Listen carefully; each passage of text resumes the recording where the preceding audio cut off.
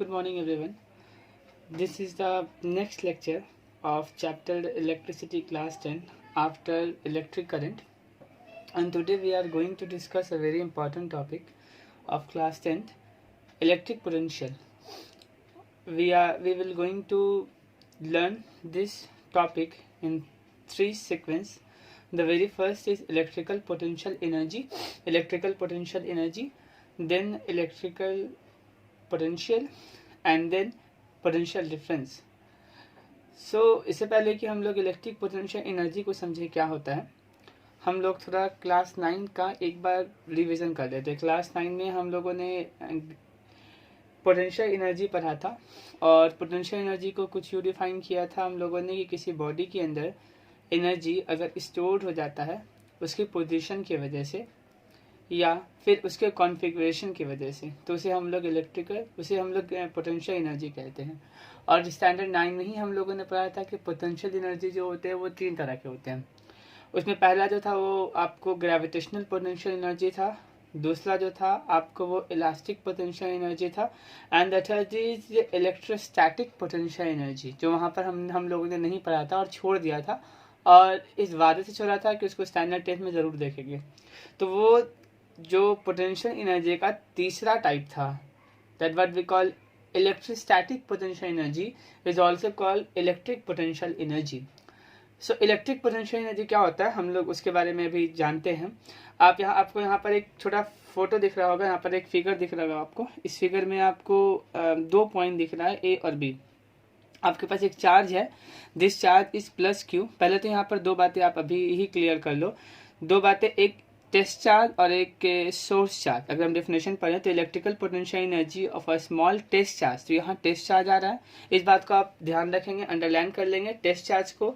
और उसके बाद यहाँ पर सोर्स चार्ज. टेस्ट चार्ज और सोर्स चार्ज क्या होता है याद करिए, हमने आपको जब आपको पढ़ा रहे थे अबाउट इलेक्ट्रिक फील्ड. हालांकि आपको सिलेबस में इलेक्ट्रिक फील्ड तो नहीं था, लेकिन मैंने कहा था कि जब भी कोई चार्ज रेस्ट में होता है, पॉइंट चार्ज, तो उसके आसपास एक फील्ड क्रिएट होता है, and that field is called electric field. Suppose करो अगर आपके पास यहाँ पर एक चार्ज है प्लस क्यू, तो यहाँ पर अगर आपके पास कोई एक प्लस क्यू चार्ज है, तो इस चार्ज के आसपास एक फील्ड जनरेट होगा और ये फील्ड को हम लोग इलेक्ट्रिक फील्ड बोलेंगे. ये चार्ज इतना बड़ा है कि इसके आसपास इसका अपना कुछ इन्फ्लुएंसिव इलेक्ट्रिक फील्ड होगा, तो इसे हम लोग सोर्स चार्ज बोलेंगे. और अगर इसके आसपास से हम यहाँ पर लाके एक छोटा चार्ज रख दें, पॉजिटिव चार्ज, छोटा चार्ज, स्मॉल चार्ज रख दें, इतना छोटा चार्ज रखें कि इस चार्ज का इलेक्ट्रिक फील्ड भी होगा, इस चार्ज का इलेक्ट्रिक फील्ड का इन्फ्लुएंस इस चार्ज पे निग्लिजिबल हो, ये चार्ज इतना छोटा होगा, तब ये चार्ज को हम सोर्स चार्ज बोलेंगे और इस चार्ज को हम लोग टेस्ट चार्ज बोलेंगे. तो अगर आपके पास एक सोर्स चार्ज है प्लस क्यू जो ए पॉइंट पे रखा गया है, तो इसके आसपास हम अज्यूम कर लेते हैं कि बहुत दूर तक इलेक्ट्रिक फील्ड होगा. अब हमको अगर कोई positive charge plus Q point charge है, small test charge point charge, इसको अगर हम इन्फिनिटी से, बहुत दूर है इन्फिनिटी, इसका मतलब ये नहीं कि आप बहुत ज़्यादा डिस्टेंस ले लो, इन्फिनिटी मतलब जो ये का चार्ज है प्लस क्यू, इसके इन्फ्लुएंस के बाहर का कोई पॉइंट. यहाँ पर कोई पॉइंट है इन्फिनिटी, आप चाहते हो कि इस small test charge plus Q को यहाँ से उठाकर बी पॉइंट पे लाएं. तो पहले तो यहाँ पर इस चार्ज की वजह से इस पॉइंट पे कोई भी इलेक्ट्रिक फील्ड नहीं है, तो इस पॉइंट पे चार्ज रुका हुआ है तो रेस्ट में रहेगा, आपको कोई टेंशन लेने की जरूरत नहीं है. इस चार्ज को आप अपने हाथ में इस तरह से उठाओगे, उठाकर आप चाहोगे कि इसको हम बी पॉइंट पे लाएं. तो जैसे आप बी पॉइंट पे लाने के लिए आगे की तरफ बढ़ोगे स्ट्रेट लाइन में, आप जैसे कोई एक पॉइंट पे पहुंचोगे बी पॉइंट पे, मान लेते हैं कि इस बी पॉइंट पे इस क्यू चार्ज की वजह से इलेक्ट्रिक फील्ड है, तो अब जैसे इस क्यू चार्ज को प्लस स्मॉल क्यू चार्ज को आप पी पॉइंट की तरफ ले जाओगे, एट द सेम टाइम आप जो वर्क करोगे वो एक्सटर्नल होगा, और ये एक्सटर्नल वर्क आपको क्यों करना पड़ेगा, क्योंकि ये चार्ज पॉजिटिव है और ये चार्ज पॉजिटिव है, ये चार्ज इस चार्ज को इस पॉइंट पे नहीं आने देगा या इस पाथ पे नहीं आने देगा, क्योंकि ये चार्ज जैसे जैसे बी की तरफ जाएगा, ये चार्ज जैसे जैसे बी की तरफ जाएगा, ये चार्ज इस पे रिपल्सिव फोर्स लगाएगा. तो अगर आप चाहते हो कि ये चार्ज कंटिन्यूसली हम इस चार्ज पे को यहाँ बी पॉइंट पे ला के रखें, तो what you have to do an extra work on this charge in order to put this charge on this point A. तो अगर इस पॉइंट पे ये चार्ज पे फोर्स लग रहा है electric force, Fe electric force इस चार्ज की वजह से जो राइट डायरेक्शन में है, तो आपको एक एक्सटर्नल फोर्स लगाना पड़ेगा जो इस Fe के बराबर होगा लेफ्ट डायरेक्शन में, ताकि ये चार्ज कंटिन्यूसली इस बात पे आगे मूव करता रहे। अब अगर इस चार्ज को लाकर तुम बी पॉइंट पे ले आए, तो ये चार्ज खुद से तो बी पॉइंट पे आया नहीं था, आपने इस पे कुछ काम किया था तब ये बी पॉइंट पे आया था। अगर आप बी पॉइंट पे इसको एक खूंटी लगा दो और खूंटी लगा के इस चार्ज को बांध दो, जैसे गाय वगैरह को, कुत्ते वगैरह को हम खूंटी में बांधते हैं, अगर आप खूंटी लगा के बांध दो तो ये चार्ज यहाँ पे रुका रहेगा, लेकिन अगर आप पेग खूंटी उखाड़ दो तो ये चार्ज दोबारा कहाँ चला जाएगा, इन्फिनिटी पे। तो जो एनर्जी इस चार्ज के अंदर यहाँ हम इस पे वर्क डन किए और वर्क डन करके इस चार्ज को इस बी पॉइंट पे लाए, तो हमने इस पे काम किया, यही काम इस चार्ज के अंदर स्टोर हो गया इस पॉइंट पे as a electric potential energy, और जैसे इस बी पॉइंट पे हम चार्ज को रिलीज करेंगे दोबारा अपने ओरिजिनल पॉइंट पे पहुंच जाएगा।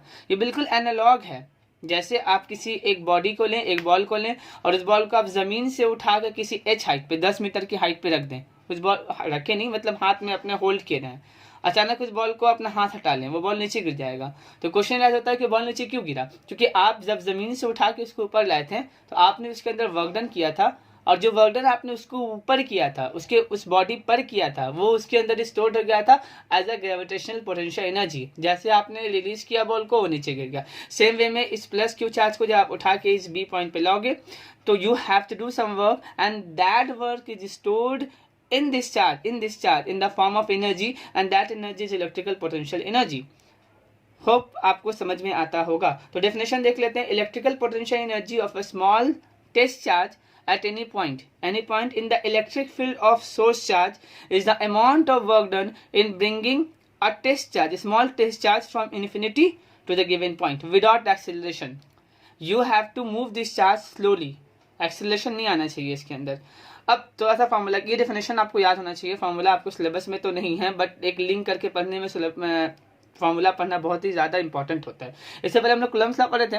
कूलम्ब्स लॉ में दो चार्ज के बीच में फोर्स लगता है and that force is k/r।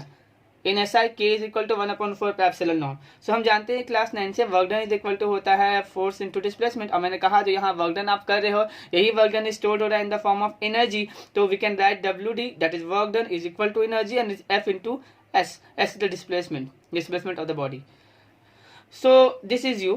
F is Coulomb's force which is 1/4 epsilon naught। दो चार्ज है, एक Q है और एक प्लस Q है, plus capital Q plus small Q। यहाँ पुट कर ले दोनों के बीच की दूरी, इसको लाके फाइनली आप कहाँ रखोगे, यहाँ रखोगे। तो जहाँ ये फाइनल पहुंचा उससे सोर्स की चार्ज की दूरी R है, तो ये R² और ये डिस्टेंस जो है S, ये डिस्टेंस जो है यहाँ पर ये भी डिस्टेंस S हो जाएगा, क्योंकि चार्ज फाइनली इस बी पॉइंट पे आएगा। तो इस बी पॉइंट से इसकी दूरी कितनी है, R है। इस R से R कैंसिल हो जाएगा, तो U जो बन जाएगा 1/4 एप्सिलॉन नॉट QQ/R। आसान है याद करना, Coulomb's law KQ/R², 1/4 epsilon not QQ, दो चार्ज डिवाइडेड बाय R। यहाँ उससे आसान है, यहाँ पर सिर्फ R² ना होके यहाँ पर सिर्फ R होगा। This is what we call electric potential energy. Definition must be keep in mind. अगर आप जब इलेक्ट्रिकल पोटेंशियल एनर्जी समझ गए हो तो आपको इलेक्ट्रिकल पोटेंशियल समझने में कोई भी परेशानी नहीं होनी चाहिए। अभी इलेक्ट्रिकल पोटेंशियल एनर्जी में हम स्मॉल चार्ज प्लस Q को इन्फिनिटी से उठा के ला रहे थे बी पॉइंट पे। जब ये प्लस Q को उठा के ला रहे थे तो हमको जो वर्क डन करना पड़ रहा था वो स्टोर हो रहा था एज अ एनर्जी। तो आप इसको इस बात से समझो, अगर आपको समझना है next topic electrical potential. Definition बाद में देखते हैं, पहले हम लोग इलेक्ट्रिकल पोटेंशियल एनर्जी समझे। अभी हम बात कर रहे हैं कि इलेक्ट्रिकल पोटेंशियल की बात कर रहे हैं कि इलेक्ट्रिकल पोटेंशियल को आप कैसे डिफाइन करोगे। तो इलेक्ट्रिकल पोटेंशियल को डिफाइन करने के लिए आप ये समझो कि जब small test charge plus Q को इन्फिनिटी से किसी पॉइंट जो इलेक्ट्रिक फील्ड में है सोर्स चार्ज के लाने के लिए वर्क डन W करना पड़ता है, एनर्जी U होता है, वर्क डन W करना पड़ता है। तो यूनिट चार्ज को इन्फिनिटी से उस पॉइंट पे लाने के लिए जो वर्क डन करना पड़ेगा वो क्या होगा, W/Q, and this W/Q is work done by charge, and this is called electric potential. So now definition is what? Electric potential बहुत आसान। अब definition बहुत आसान है। definition आप यूँ बोल देंगे कि electrical potential कहते हैं किसको, तो electrical potential at a point in the electric field of a source charge that is Q is defined as the amount of work done in bringing a unit positive charge from infinity to the given point without acceleration. In the case of electrostatic potential energy, the plus q charge, very small charge, we have to bring the plus q charge from infinity to the given point. In case of electric potential, what we have to do, we have to bring plus 1 unit positive charge from infinity to the point. बस जो यहाँ पर charge Q था, यहाँ पर आपको plus 1 charge कर देना है। यहाँ पर आप फिगर देख के समझ सकते हैं इस चीज का। अगर आप फिगर देख रहे हैं तो ये प्लस क्यू, ये क्यू जो है ये प्लस 1 है। इन्फिनिटी से अगर आप बी पॉइंट पे लाते हैं तो जो इस बार काम करेगा वो इलेक्ट्रिक पोटेंशियल होगा। ऑलरेडी मैंने आपको इस सीक्वेंस में समझाया कि क्यू पे जो वर्क डन करेंगे वो डब्ल्यू होगा, तो यूनिट चार्ज लाने के लिए वर्क डन जो होगा वो यूनिट चार्ज पे जो वर्क डन करना पड़ेगा डब्ल्यू बाई क्यू होगा, and this W by Q is electric potential. तो electric potential is the actually amount of work done in bringing a unit positive charge from infinity to the given point of electric field. So आप formula याद कर लें, V is equal to electric potential is equal to W by Q, work done by charge, work done by charge, work done by charge. Both electric potential, electric potential energy and electric potential are actually same thing. They all are energy of course, but one is energy on some charge and the other is energy per unit charge. So V is equal to W by Q. अगर आप थोड़ा सा याद है तो W जो है U के बराबर है। इसका मतलब हम इसको ऐसे लिख सकते हैं कि W is equal to U and U is equal to 1/4 epsilon naught Q by R.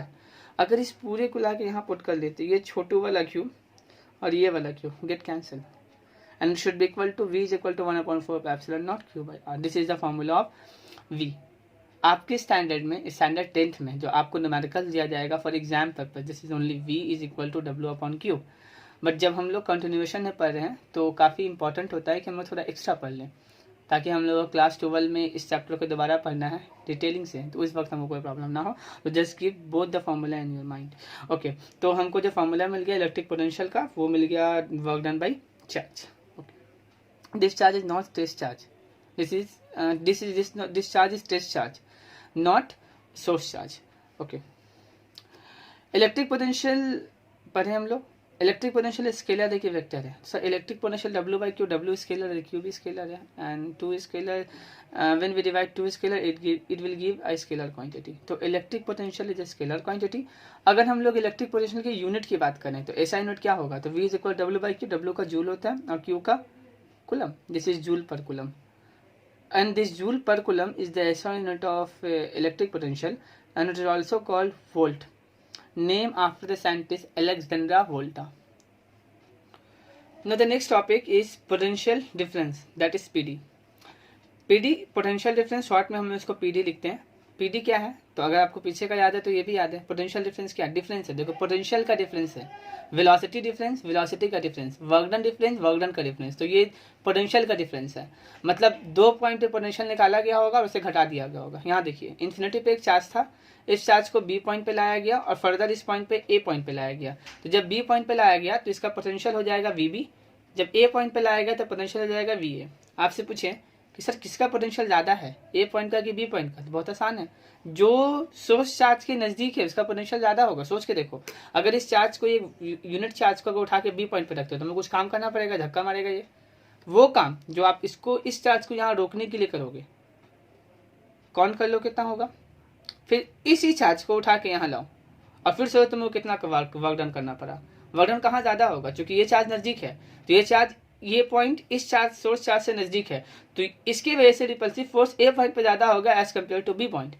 तो अगर एक चार्ज था प्लस Q, उसको A पॉइंट पे लाया तो पोटेंशियल VB था, फिर उसको दोबारा मैं B पॉइंट पे लाया तो पोटेंशियल VB था, फिर दोबारा उसको मैंने A पॉइंट पे लाया, पोटेंशियल VA था. इन दोनों का difference, that is VB minus VA, is actually potential difference, and this is what we call potential difference. याद कैसे करेंगे डेफिनेशन? पोटेंशियल डिफरेंस क्या है? तो potential difference between 2 point, always we can find potential between 2 point. Potential difference between 2 points in an electric field is defined as the amount of work done in bringing unit positive charge from one point to another in the electric field. Electric field of the source charge में का जो electric field है उसी के अंदर अगर 2 point पे charge को मूव करना है तो जो वर्क डन करना होगा वो इलेक्ट्रिक पोटेंशियल कहलाएगा. सो पोटेंशियल एनर्जी कहलाएगा. So potential energy is VA minus VB and VA is WA by Q. VA is what? WA by Q. इसको ऐसे भी सोच सकते हैं हम लोग. देखो अभी एक लड़का है A और B, तो अभी अज्यूम करते हैं कोई लड़का है A और B, तो A और B अगर यूनिट चार्ज A पे ला के रखना, B पे ला के रखना, तो जो लड़का है B उसको बी पॉइंट पे लाके रखना है चार्ज को, तो वो इन्फिनिटी से उठाएगा और यहाँ लाएगा, काम कितना करेगा, डब्ल्यू बी। और अगर यूनिट चार्ज पे कर रहा है W B by Q. Okay, अब जैसे ही इस बी बच्चे ने बी पॉइंट पे चार्ज को छोड़ा, ये चार्ज तो इन्फिनिटी फिर चला गया, जहां से आया था वहीं चला गया। अब ए को कहा गया कि भाई तुम ऐसा करो कि तुम चार्ज को ए पॉइंट पे लाके दिखाओ। बच्चे ए से कहा गया तुम ए पॉइंट पे लाके दिखाओ, तो फिर ये चार्ज को यहाँ से उठाएगा और फिर ए पॉइंट पे लेके आएगा। ये जब वर्क करेगा ये डब्ल्यू ए होगा, इसको चार्ज से डिवाइड कर लेंगे। तो ये वाला काम, ये क्या हो गया वी बी, और ये क्या हो गया वी ए। दोनों को डिफरेंस कर लेते हैं, काम बन जाएगा। और सोच के देखो, यहाँ से यहाँ लाने में जितना काम किया गया, यहाँ से यहाँ लाने में जितना काम किया गया, दोनों को घटाओगे तो ये वाला काम निकल जाएगा। ये वाला काम यहाँ से यहाँ लाने में कितना काम किया गया, डेल्टा डब्ल्यू। अगर ये चार्ज यहाँ से यहाँ आया था और जो बी पॉइंट में बचा था, ये ए को बोलता है कि तुम हाथ लगाओ और इस चार्ज को यहाँ पकड़ लो कि ये चार्ज वापस ना भागे, तो इस ए वाले बंदे को सिर्फ यहाँ से यहाँ के लिए काम करना है, यहाँ से यहाँ लाने के लिए काम नहीं करना है, यहाँ से यहाँ लाने के लिए काम करना है। यही बी से ए लाने के लिए जो डिफरेंस होगा इन दोनों पॉइंट का, ये डेल्टा एनर्जी का डिफरेंस, वो डेल्टा डब्ल्यू होगा। And this delta W infinity से ए पॉइंट पे लाने में जो वर्क डन होगा उसको घटाना होगा इन्फिनिटी से बी पॉइंट पे जो वर्क डन होगा, that is W B. So the change in work done will be WA minus WB, and the respective potential of this point A and B should be WB by Q VB, WA by Q VA, and when we subtract this we will get potential difference. But remember which one of the potential is greater, VB or VA? So the charge or the point which is nearer to the source charge will have higher potential. So potential difference PD VA minus VB, this will be WA by Q minus WB by Q. If we take LCM, it should be Q WA minus WB. So WQ, that is delta Q divided by delta W by Q is equal to potential difference. Exam में एक question काफी जोरों शोरों से पूछा जाता है और वो है 1 वोल्ट ऑफ पोटेंशियल। आप कैसे समझते हैं? बहुत आसान है। 1 वोल्ट ऑफ पोटेंशियल किसे कहते हैं? तो भाई पोटेंशियल का फॉर्मूला तो अभी भी हम लोग पढ़ रहे हैं कि W by Q। 1 volt of potential difference किसे कहते हैं? What do you mean by the define 1 volt of potential? जब 1 कूलम का 1 जूल का काम हमको करना पड़े किसी 1 कूलम चार्ज को एक पॉइंट से दूसरे पॉइंट में लाने के लिए, तो उसे हम लोग 1 वोल्ट ऑफ पीडी कह सकते हैं। तो when 1 joule of work is done in bringing 1 coulomb of charge from one point to another in the electric field of the source charge, then the potential is said to be 1 volt. So 1 V is equal to 1 joule upon 1 coulomb, which is 1 V is equal to 1 joule per coulomb. These are the 3 topics of today's lecture: electrical potential energy, electric potential and potential difference.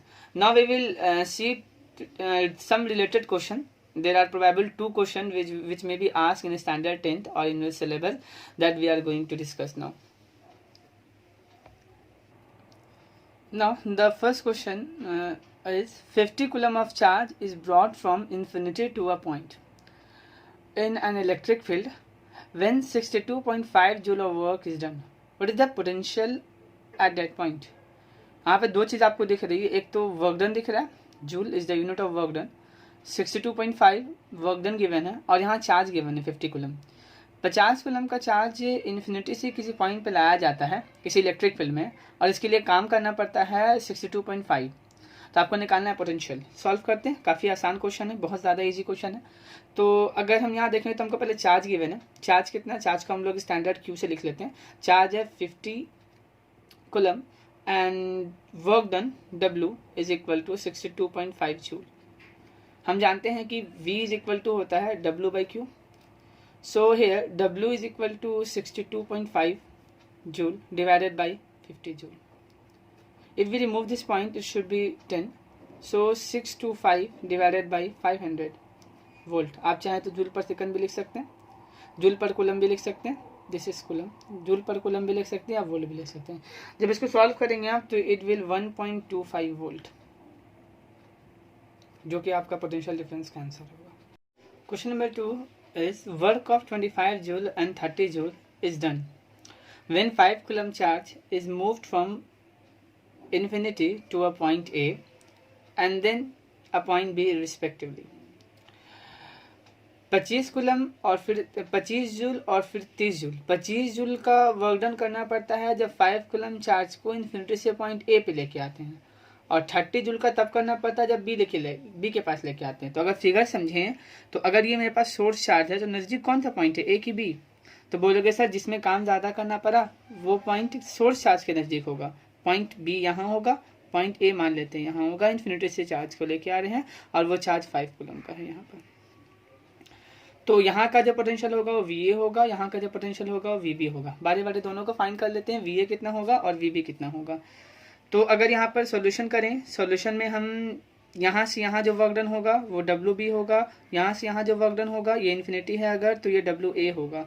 आप यहाँ पे लिख लें कि WA क्या है figure बनाने के बाद और WB क्या है। अगर आप WA को देखेंगे तो वो 25 जूल है, WB को देखेंगे तो वो 30 जूल है। चार्ज आप लिख सकते हैं, चार्ज कितना आपके पास, चार्ज है वो 5 कूलम, चार्ज जो आपके पास है वो 5 कूलम है। तो आपको पोटेंशियल निकालना है, पहले आप पोटेंशियल निकालिए, दोनों पॉइंट का अलग अलग निकाल लें, फिर डिफरेंस कर लें या फिर एक साथ कर लें। तो अगर PD की बात करें तो एक साथ भी आप कर सकते हैं, and that will be equal to VB minus VA। VB का मतलब हो गया WB by Q and minus WA by Q। WA का वैल्यू क्या है, तो अगर WA की वैल्यू के बाद WB के वैल्यू की बात करें 30/5 माइनस 25/5, तो ये हो जाएगा। सब्ट्रैक्ट अगर कर लेते हैं इसको हम लोग, सब्ट्रैक्ट करने के बाद हमको मिल जाएगा 5/5, 5 से 5 डिवाइड हो जाएगा। The answer should be PD is equal to 1 volt. This is the required answer. Thank you.